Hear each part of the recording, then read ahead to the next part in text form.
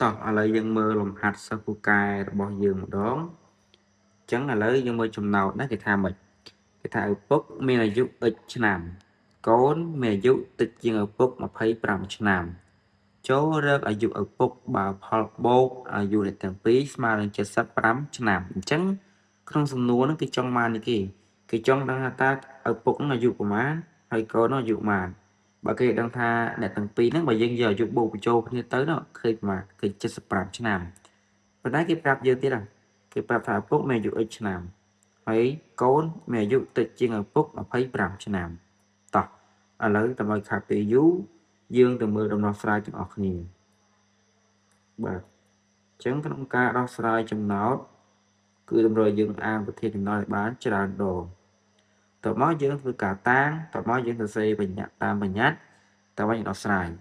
ប៉ុន្តែដោយសារលំហាត់នេះខ្ញុំឃើញថាគេតាំងឲ្យយើងហើយអញ្ចឹងយើងតាំងថែមទៀតណាបាទអញ្ចឹងឥឡូវគេឲ្យយើងរើសគេរើសអាយុឪពុកហ្នឹងគេសួរអាយុឪពុកឯណាបាទសំទោសហ្នឹងគេសួរទៅយើងរើសតែអាយុឪពុកទេអញ្ចឹងយើងនឹកថាមកយើងដាក់រើសអាយុឪពុកមកអញ្ចឹងរើសអាយុបាទរើសអាយុឪពុកណាអញ្ចឹងយើងរើសអាយុឪពុកដោយសារតែឪពុកគេតាំងxឆ្នាំយើងតាំងក៏បានយើងសរសេរតាំងដងទៀតមកយើងតាំងបាទយើងតាំង x ជាអាយុឪពុកអញ្ចឹងជាអាយុបាទអាយុឪពុកតែគេដឹងថាកូនមានអាយុតិចជាងឪពុក25ឆ្នាំអញ្ចឹងបើកូនតិចជាងអាយុឪពុក25ឆ្នាំអាយុកូនមានទៅជាចឹងវិញព្រោះកូនបងឪពុកបងកូនណាអញ្ចឹងយើងត្រូវតាំង25ដក x នេះសំទោសយើងត្រូវការ x ដក25បាទ x ដក25នេះជាអាយុ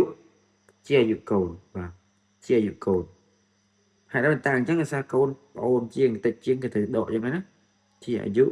ជាកូនបាទអញ្ចឹងយើងអាចសរសេរជាអាយុកូនបាទជាអាយុកូនបន្ទាប់ពីយើងបានប៉ុណ្ណឹងមកគេថានេះគេថាផលបូកអាយុអ្នកទាំងពីរស្មើនឹង75អញ្ចឹងយើងយកអ្នកទាំងពីរបូកចូលគ្នាមកអញ្ចឹងគេបាទអញ្ចឹងគេបានយើងត្រូវយក x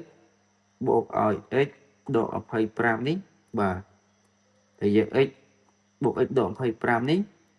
ឲ្យស្មើនឹង75អញ្ចឹងអានេះ x បូក x ឃើញ 2x អញ្ចឹងយើងអាចសេបានថា 2x ដក25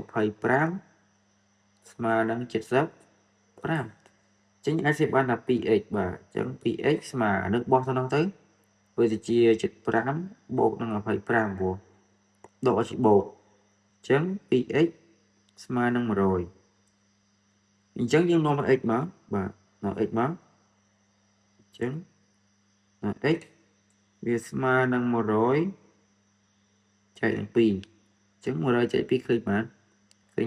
50លំហាត់នេះគេសួរទៅតែឪពុកអញ្ចឹងមិនដល់កូនទេអញ្ចឹងឪពុកនឹងតាមដល់សx អញ្ចឹងមានថាឪពុកមានអាយុ50ឆ្នាំអញ្ចឹងដូចនេះទៅបាទដូចនេះ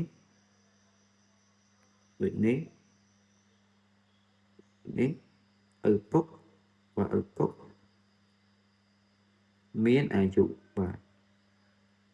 មានអាយុបាទ50ឆ្នាំនេះគឺជាចម្លើយចំណោទសមីការដែលយើងរកឃើញបាទអញ្ចឹងប៉ុណ្ណឹងអរគុណច្រើន